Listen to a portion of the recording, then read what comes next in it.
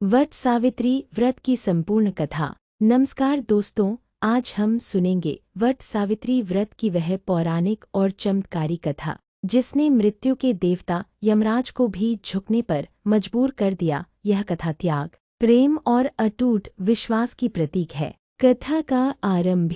मद्र देश के राजा अश्वपति की कोई संतान नहीं थी। उन्होंने संतान प्राप्ति के लिए 18 वर्षों तक कठिन तपस्या की, जिसके फलस्वरूप उन्हें सावित्री नाम की कन्या प्राप्त हुई। सावित्री जब विवाह योग्य हुई तो उन्होंने अपने वर के रूप में सत्यवान को चुना। सत्यवान राजा द्युम्नसेन के पुत्र थे, जिनका राज्य छिन चुका था और वे अपनी पत्नी व पुत्र के साथ वन में रहते थे। जब महर्षि नारद को इस विवाह के बारे में पता चला तो उन्होंने राजा अश्वपति को सचेत करते हुए कहा कि सत्यवान अल्पायु है और विवाह के ठीक 1 वर्ष बाद उनकी मृत्यु निश्चित है। राजा अश्वपति ने सावित्री को बहुत समझाया, लेकिन सावित्री अपने निर्णय पर अटल रही और सत्यवान से विवाह कर वन में उनके साथ रहने लगी। समय बीतता गया और वह दिन आ गया जब सत्यवान की मृत्यु निश्चित थी। उस दिन सत्यवान लकड़ी काटने के लिए जंगल जाने लगे तो सावित्री भी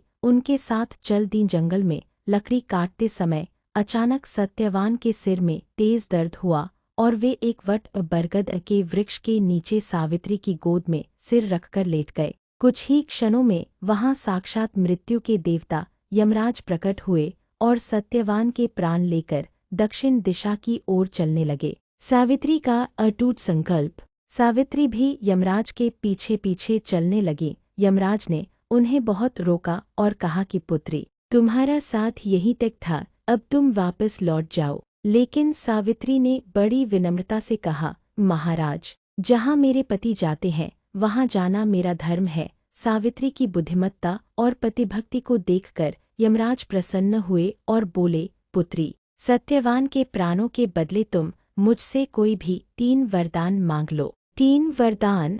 पहला वरदान, सावित्री ने अपने अंधे सास ससुर की आंखों की रोशनी और उनका राज्य वापस मांगा। दूसरा वरदान, उन्होंने अपने पिता के लिए 100 पुत्रों का वरदान मांगा। तीसरा वरदान, अंत में सावित्री ने बहुत चतुराई से कहा, भगवन, मुझे 100 पुत्रों की माँ बनने का आशीर्वाद दे। यमराज ने बिना सोचे समझे तथास्तु कह दिया। सावित्री की जीत। वरदान देने के बाद जैसे ही यमराज आगे बढ़े, सावित्री ने मुस्कुराकर कहा, हे देव, आपने मुझे पुत्रवती होने का आशीर्वाद तो दे दिया, लेकिन मेरे पति के प्राण तो आप साथ ले जा रहे हैं। पति के बिना मैं पुत्रवती कैसे हो सकती हूँ। यमराज सावित्री की इस सूझबूझ और पतिभक्ति से अत्यंत प्रभावित हुए। उन्हें अपनी गलती का एहसास हुआ और उन्होंने सत्यवान के प्राणों को पाश से मुक्त कर दिया। उपसंहार। सावित्री उसी वट वृक्ष के पास लौटी जहाँ सत्यवान का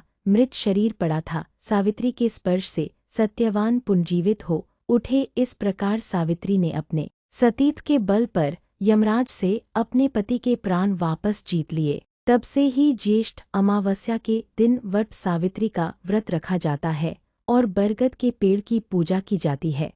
तो प्रेम से बोलिए, सती सावित्री माता की जय। भक्तों, यह थी वट सावित्री व्रत की वह महिमा जो हमें सिखाती है कि सच्ची श्रद्धा और दृढ़ निश्चय से कुछ भी हासिल किया जा सकता है। उम्मीद है आपको यह कथा और मेरी छोटी सी कोशिश पसंद आई होगी। अगर आपको यह वीडियो अच्छी लगी हो तो इसे लाइक करें और अपने परिवार और सहेलियों के साथ शेयर करना न भूलें। और हाँ, कमेंट बॉक्स में अपनी हाजिरी जरूर लगाइएगा। कमेंट में जय सावित्री माता या अखंड सौभाग्यवती भव लिखना बिल्कुल न भूलें। ऐसी ही और भी धार्मिक और पौराणिक कथाओं के लिए हमारे साथ जुड़े रहें। मिलते हैं अगले वीडियो में, तब तक के लिए नमस्कार।